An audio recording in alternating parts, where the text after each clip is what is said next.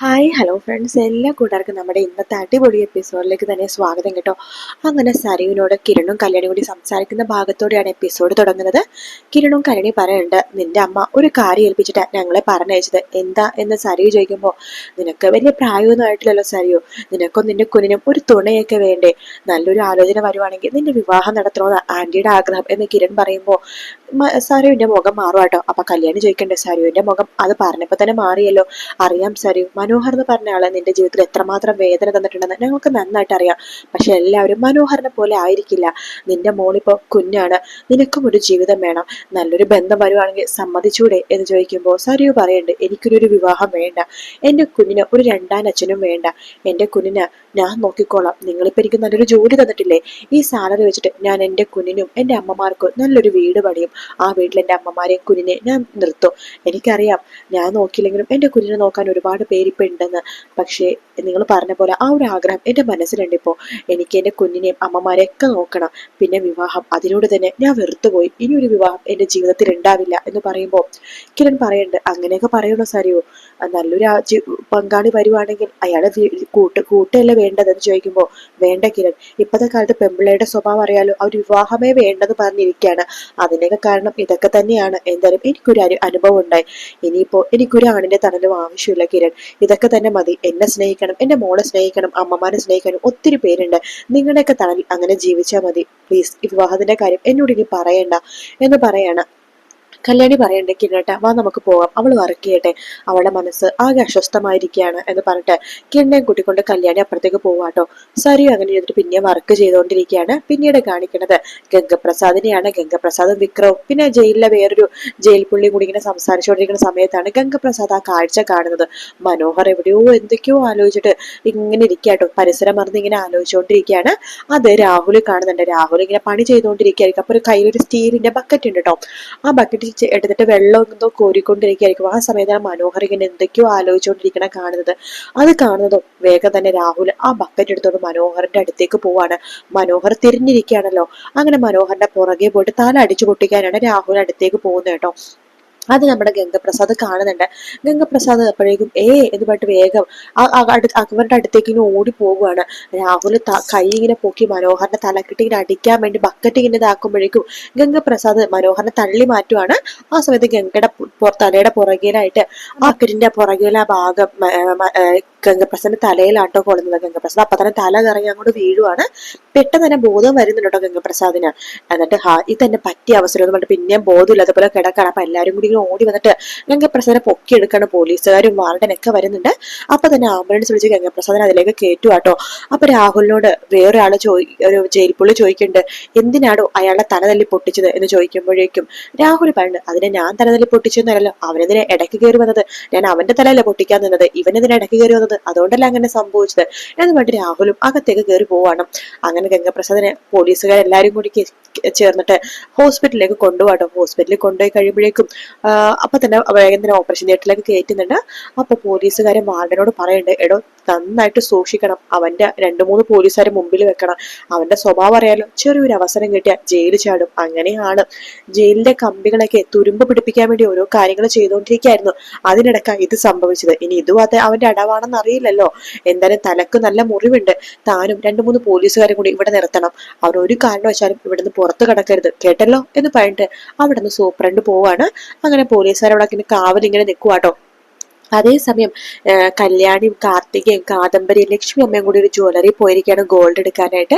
അപ്പൊ ഒരു നെക്ലസ് നോക്കുന്നുണ്ട്. അപ്പൊ കല്യാണി പറയുന്നുണ്ട്, ചേച്ചി ഈ നെക്ലസ് നല്ല ഭംഗിയുണ്ടല്ലേ, ആ ഭംഗിയൊക്കെ ഉണ്ട്, പക്ഷെ ഇത്രയും കനമുള്ളത് വേണ്ട കല്യാണി എന്ന് പറയാണ്. അത് ചേച്ചിയാണോ തീരുമാനിക്കുന്നത് എന്ന് ചോദിക്കുന്നുണ്ട് കല്യാണി. ശേഷം അത് സെയിൽസ്മാനോട് ചോദിക്കണ്ടേ, ഈ നെക്ലസ് എത്ര പവനാ ചോദിക്കുമ്പോൾ അവരത് തൂക്കിയിട്ട് പറയുന്നുണ്ട്, മേഡം ഇത് 12.5 പവനുണ്ട്.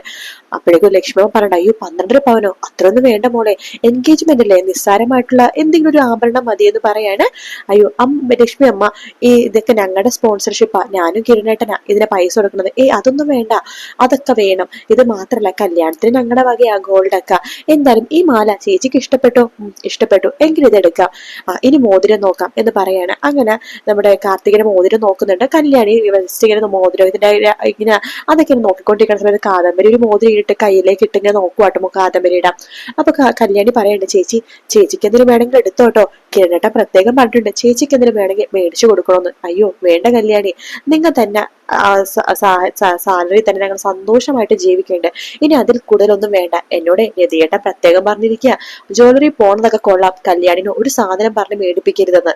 അതൊന്നും സാരില്ല ചേച്ചി, ചേച്ചിക്ക് ഇഷ്ടപ്പെട്ടത് എടുത്തോ. വേണ്ട കല്യാണി, ഇപ്പൊ എല്ലാം ഉള്ളതൊക്കെ മതിയെന്നേ, ഇതൊക്കെ മതി എന്ന് പറഞ്ഞിട്ട് കാദംബരി ഇങ്ങനെ നിൽക്കാണ്. ആ സമയത്ത് ലക്ഷ്മിയോ പറയണ്ട മോളെ എനിക്കൊന്നും പറയുന്നത് പേടി പോലെ, ഇതൊക്കെ എടുക്കുമ്പോ മനസ്സിന് സന്തോഷം ഉണ്ടെങ്കിലും ആ ഗംഗപ്രസാദ് അവനെ കുറിച്ച് ആലോചിച്ചിട്ട് ആ പേടി. അവൻ എന്തിനും തരത്തെ കല്യാണം മുടക്കോ മോളെ, നിങ്ങളുടെ ആരുടെങ്കിലും ജീവിതം അവൻ അപകടത്തിൽപ്പെടുത്തോ? എന്റെ ലക്ഷ്മിയമ്മേ, അവനെ കുറിച്ച് ആലോചിച്ച് നിങ്ങൾ ആരും പേടിക്കേണ്ട. അവൻ ജയിലിൽ കിടന്നിട്ടും ഭീഷണിക്ക് ഒരു കുറവുമില്ല. ആ സ്റ്റെഫി അവള് മിക്കവാറും അവന്റെ ആളായിരിക്കും. അതെന്തായാലും പോലീസുകാർ പിടിച്ചോളും. പിന്നെ വേറൊരു കാര്യം, അവനെ കുറിച്ചൊന്നും ഇപ്പൊ നമ്മൾ ആലോചിക്കണ്ട. ഇപ്പൊ ചേച്ചിക്ക് നല്ലൊരു ജീവിതം കിട്ടാൻ പോവാ, അതിനെ കുറിച്ച് മാത്രം ആലോചിച്ചാൽ മതി. എന്നിട്ട് ആഭരണങ്ങളും കാര്യങ്ങളൊക്കെ എടുക്കാട്ടോ. തിരിച്ച് വീട്ടിലേക്ക് അവർ പോകുന്നുണ്ട്. വീട്ടിലേക്ക് പോയി കഴിയുമ്പോഴേക്കും കാർത്തിക ഇങ്ങനെ ഇരിക്കുന്ന സമയത്ത് അവിടെ ദിലീപ് വിളിക്കാട്ടോ ഫോണിലേക്ക്. ഹലോ കാർത്തിക, എന്ത് ചെയ്യുവാ? ഞങ്ങളിന്ന് പുറത്തൊക്കെ പോയതില്ലേ ചേട്ടാ, പുറത്തു പോയിട്ട് എൻഗേജ്മെന്റ് ഒരുക്കമൊക്കെ ഇവിടെ വരെയായി എന്ന് ദിലീപ് ചോദിക്കുമ്പോ അതൊക്കെ ചെറിയ രീതിയിലൊക്കെ നടക്കുന്നുണ്ട്. ഇന്ന് പുറത്തു പോയിട്ട് കുറച്ച് ഗോൾഡ് എടുത്തു, പിന്നെ ആ ഡ്രസ്സുകളൊക്കെ എടുത്തു. ഗോൾഡൊക്കെ എന്തിനാ എപ്പോ എടുത്തത്? അതൊക്കെ കല്യാണത്തിന് പോരെ? ഞാൻ പറഞ്ഞതാ, കല്യാണിയുടെ നിർബന്ധമായിരുന്നു. പുറത്തു പോയപ്പോ ഭീഷണി ഉണ്ടായിരുന്നോ എന്ന് ദിലീപ് ചോദിക്കുമ്പോ കളിയാക്കല്ലേ ദില്ലിയേട്ടാ, ദില്ലിയേട്ടനെ അറിയാത്തോണ്ടാ. ഭീഷണിയൊക്കെ എപ്പോ വേണേലും വരും. എടോ മരിക്കാമെങ്കിൽ നമുക്ക് ഒരുമിച്ച് മരിക്കാടോ. ദില്ലിയേട്ടൻ എന്നെ കളിയാക്കുവാണല്ലേ? ഞാൻ വെറുതെ പറഞ്ഞതാണോ, തമാശക്ക് പറഞ്ഞതാ. അതെ, തന്റെ ചേച്ചി, തന്റെ അനിയത്തി കല്യാണി, പിന്നെ അവരുടെ ഭർത്താവ് കിരൺ, അവർക്കൊക്കെ എന്ത് ധൈര്യമാ. അതുപോലെ തനിക്കും ധൈര്യം കുറച്ച് ആയിക്കൂടെ എന്ന് ചോദിക്കുമ്പോ കാർത്തിക പറയട്ടെ, എനിക്ക് ധൈര്യത്തിന് കുറവൊന്നുമില്ല ദില്ലിയേട്ടാ. പക്ഷെ എന്റെ ചേട്ടൻ ഗംഗാപ്രസാദിനെ കുറിച്ച് ദില്ലിയേട്ടൻ അറിയാത്തത് കൊണ്ടാ. പിന്നെ ഒരു ഗംഗപ്രസാദ് അവൻ എന്തിനു ചെയ്യുവാണെങ്കിൽ നമുക്ക് അപ്പ നോക്കാടോ എന്ന് പറയാണ്. അപ്പോ ഞാനേ നാളെ ഒന്ന് തന്നെ വിളിക്കും, താൻ ഫ്രീ ആവണമെങ്കിൽ പുറത്തിറങ്ങണോട്ടോ. ശരി ദില്ലിയേട്ടാ. അതെ ശരി കാർത്തു എന്ന് പറയാണ്. കാർത്തുവോ? താൻ എന്നെ ദില്ലിയേട്ടാന്ന് വിളിക്കുന്നല്ലേ, അതുകൊണ്ട് തന്നെ ഞാൻ കാർത്തു എന്ന് വിളിക്കാന്ന് വിചാരിച്ചു. എങ്ങനെയുണ്ട് പേര്? കൊള്ളാം എന്ന് പറയാണ്. ശേഷം ഫോൺ വെക്കുവാട്ടോ. അങ്ങനെ ഫോൺ വെച്ചപ്പോ കാർത്തിക ഇങ്ങനെ ചിരിക്കുന്നുണ്ട്. നമ്മുടെ ദിലീപും ചിരിക്കുകയാണ്. അതിനുശേഷം കാണിക്കണത് നമ്മുടെ ഗംഗപ്രസാദിനെ ആട്ടോ. ഗംഗപ്രസാദ് ഇങ്ങനെ ഹോസ്പിറ്റലിൽ ഇങ്ങനെ കിടന്നിട്ട് ആലോചിക്കാണ്, എങ്ങനെ പുറത്തേക്ക് കിടക്കുമെന്ന് ഇങ്ങനെ ആലോചിക്കുകയാണ്. അവിടേക്ക് സ്റ്റെഫി വരുന്നുണ്ട്. പോലീസുകാരോട് ചോദിക്കട്ടെ, എനിക്കൊന്ന് അകത്ത് കയറി കാണാൻ പറ്റുമോ ഗംഗപ്രസാദിനെ? അതിന് നിങ്ങൾ ആരാ ചോദിക്കുമ്പോ ഞാൻ ഗംഗപ്രസാദ് വിവാഹം കഴിക്കാൻ പോകുന്ന പെൺകുട്ടിയാണെന്ന് പറയാണ്. അങ്ങനെ പോലീസുകാർ അകത്തേക്ക് കയറ്റി വിടുവാണ്. അങ്ങനെ സ്റ്റെഫി അകത്തേക്ക് കയറുന്നുണ്ട്. സ്റ്റെഫി പറയുന്നുണ്ട്, എടാ ഗംഗെ, എനിക്കിതൊന്നും കണ്ടു നിൽക്കാൻ പറ്റുന്നില്ലടാ, എന്തൊരു അവസ്ഥയാടേത്. എടി ഒരു കണക്കിന് നന്നായില്ലേ, ഒരു കണക്കിന് അത് മനഃപൂർവ്വം ചെയ്തതാടി, ജയിലിൽ നിന്ന് പുറത്തു ചാടാൻ വേണ്ടി. എങ്കിലും നിന്റെ തല പൊട്ടിയാലോടാ, അതൊന്നും കുഴപ്പമില്ല. നീ ഇവിടുന്ന് ഇപ്പൊ എങ്ങനെയെങ്കിലൊക്കെ പുറത്ത് കിടക്കോടാ, പുറത്ത് പോലീസുകാരൊക്കെ ഉണ്ട്. എടി എങ്ങനെയെങ്കിലൊക്കെ ഞാൻ കിടക്കാം, പക്ഷെ ഒരു ഫോൺ ഉണ്ടെങ്കിൽ നല്ലതായിരുന്നു എന്ന് പറയുമ്പോ സ്റ്റെഫി പറയണ്ടടാ, ഒരു സാധാരണ ഫോൺ ഞാനിപ്പോ കൊണ്ടുവന്നിട്ടുണ്ട് തൽക്കാലത്തേക്ക് എന്ന് പറഞ്ഞിട്ട് സാധാരണ പഴയ കീപാഡിന്റെ ഫോണില്ലേ, അതൊരെണ്ണം നമ്മുടെ ഗംഗപ്രസാദിനെ കൊടുക്കാണ് സ്റ്റെഫി. ഇതെന്തായാലും നന്നായിട്ട് എന്ന് പറഞ്ഞ ഗംഗപ്രസാദ് ആ ഫോണ് കട്ടിലടിയിൽ ഒളിപ്പിച്ചു വെക്കുന്നുണ്ട് കേട്ടോ. എങ്കിൽ നീ ഇവിടുന്ന് പുറത്തിറങ്ങാൻ പറ്റുവാണെങ്കിൽ നീ എന്നെ വിളിക്കണം കേട്ടോടാ എന്നൊക്കെ പറഞ്ഞ സ്റ്റെഫി പുറത്തേക്ക് ഇങ്ങനെ ഇറങ്ങുന്നുണ്ട്. ഇറങ്ങാട്ടോ.